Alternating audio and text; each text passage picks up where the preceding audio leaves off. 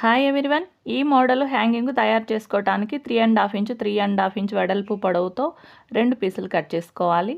చూడండి, ఇవి మధ్యలోకి ఇలా ఫోల్డ్ చేసుకుని రెండు వైపులా కుట్టేసుకోవాలి. మామూలుగా అయితే కుట్టాల్సిన అవసరం లేదు, డైరెక్ట్ మనం స్టిచ్ చేసేసుకోవచ్చు హ్యాంగింగ్స్. కానీ ఇది చాలా మెత్తగా ఉంది క్లాత్, అసలు మనకి అనుకూలంగా లేదు కుట్టడానికి. అందుకని చెప్పి ముందు ఇలా కుట్టేసుకున్నాం అనుకోండి, మనకి కదిలిపోకుండా ఉంటుందని చెప్పి నేను అంచులన్నీ కుట్టేస్తున్నాను ఫోల్డ్ చేసి. రెండింటికి కూడా ఇదే విధంగా ఫోల్డ్ చేసి చుట్టూ కుట్టేసుకోవాలి, రెండు వైపులా కుట్టేసుకోవాలి, ఖర్చులు అనేవి పోకుండా.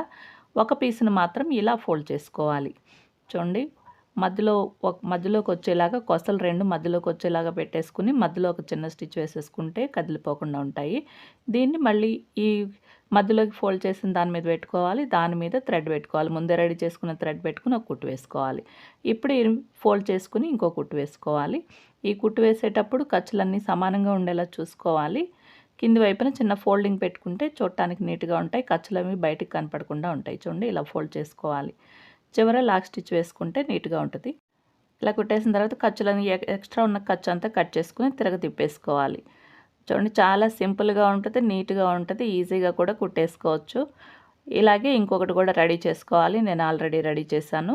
మీకు ఈ వీడియో నచ్చితే తప్పకుండా లైక్ చేయండి, మీకు తెలిసిన వాళ్ళకి షేర్ చేయండి, మన ఛానల్ని సబ్స్క్రైబ్ చేసుకోండి.